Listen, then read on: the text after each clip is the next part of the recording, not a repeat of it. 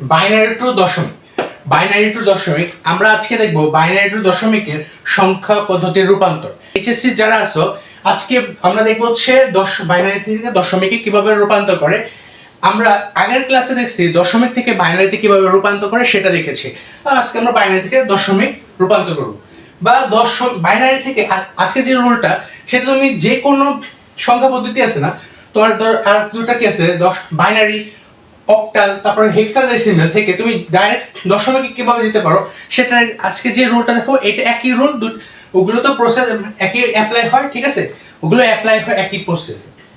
তা আমরা দেখবো বাইনারি থেকে দশমিকে কিভাবে রূপান্তর করা যায় সেটা দেখো।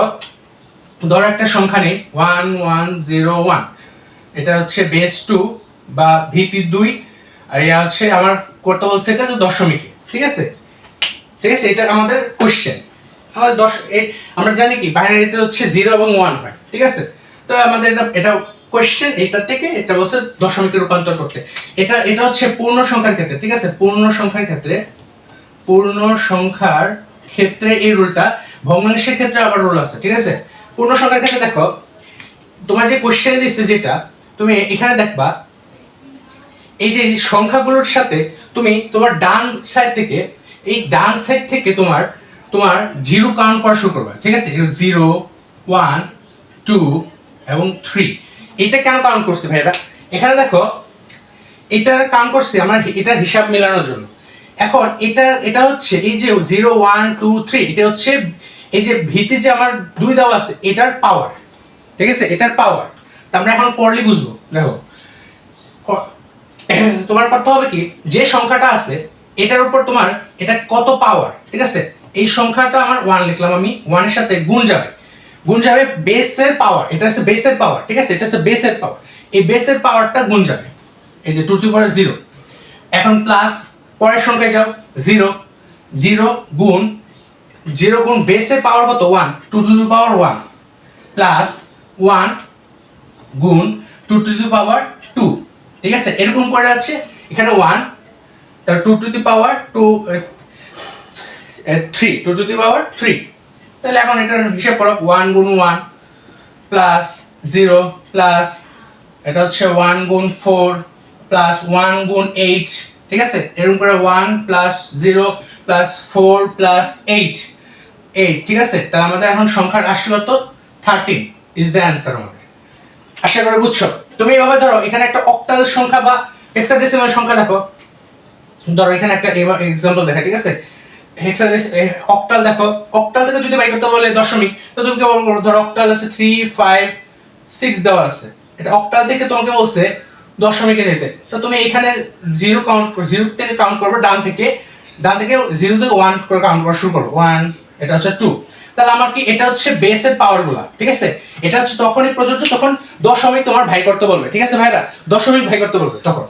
এখন দেখো এটার মান কত 6, গুণ হবে বেসের পাওয়ার 8 পাওয়ার 0, 8 টু দি পাওয়ার 0, ঠিক আছে, প্লাস 5 ইনটু কত প্লাস 5 8 প্লাস 5 8 টু দি পাওয়ার 1, ঠিক আছে।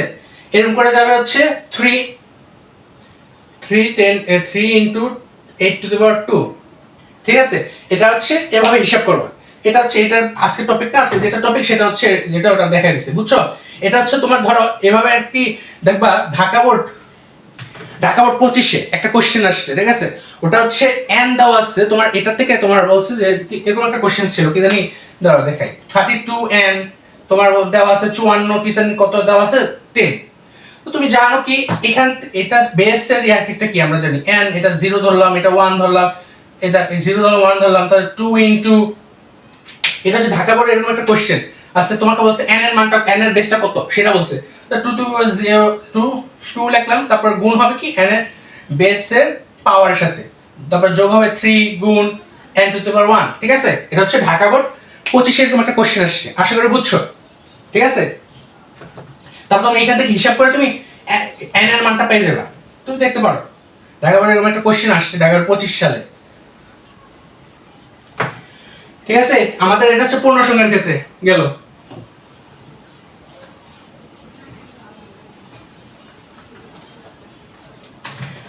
তো আমরা দেখবো হচ্ছে ভগ্নাংশের ক্ষেত্রে। এখন আমরা দেখবো ভগ্নাংশের ক্ষেত্রে, ঠিক আছে? ভগ্নাংশের ক্ষেত্রে আমরা তখন পূর্ণ সংখ্যার ক্ষেত্রে দেখছি, ভগ্নাংশের ক্ষেত্রে ধরো আমার একটা 0.1101 ধরলাম, এটাকে বলছে তোমাকে বাইনারি থেকে দশমিকে রূপান্তর করতে। তো আমরা কিভাবে করবো দেখো, আমরা আগে হিসাব করছিলাম ডান থেকে, ঠিক আছে? ডান থেকে। এখন দশমিক পরের থেকে মানে বাম থেকে শুরু করবো। এটা হচ্ছে বাম থেকে। আমরা কি দিয়ে শুরু করবো? আগে হচ্ছে 0 দিয়ে শুরু করছি, 0 থেকে কাউন্ট করে 1 2 করে। এখন আমরা কাউন্ট করবো -1, ঠিক আছে? -1 -2 -3, এটা হচ্ছে -4, ঠিক আছে? আশা করি বুঝছো। এখন ক্যালকুলেশন করি আমরা। কি বলছিলাম, এই যে এটার যে সংখ্যাটা আছে, সংখ্যাটা আমরা লিখবো আগে, তারপরে গুণ করবো কি এই বেসের একটা পাওয়ার, এটা হচ্ছে বেসের পাওয়ার বা ভিত্তির পাওয়ার, এর সাথে গুণ করবো আমরা। তাহলে 1 × 2 to the power -2 plus 0 10 2 to the power -3 plus 1 × 10 2 to the power -4। তো আমরা এখন ক্যালকুলেট করব, যাতে ক্যালকুলেটর আছে ক্যালকুলেট করতে পারো, ক্যালকুলেশন করো। চলো, তাহলে এটা হচ্ছে 1/2 আছে 0.5, এটা হচ্ছে 0.5, পরেরটা হচ্ছে 2 to the power -2, এটা হচ্ছে 2.5, তারপরটা হচ্ছে 2 to the power -3 করলে হচ্ছে 0.125, এটা হচ্ছে 2 to the power -4, এটা হচ্ছে 0.0625। এখন সবগুলো যোগ করো, 0.125 প্লাস 0.25 প্লাস 0.5, তাহলে আমাদের আসে হচ্ছে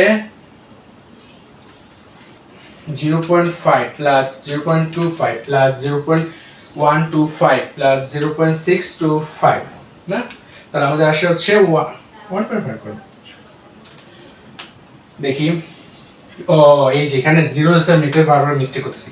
0.0625 প্লাস 0.125 প্লাস 0.25 প্লাস 0.5, তো আমাদের আসে 0.9375, ঠিক আছে? যেটা আসে সেটাই অ্যান্সার।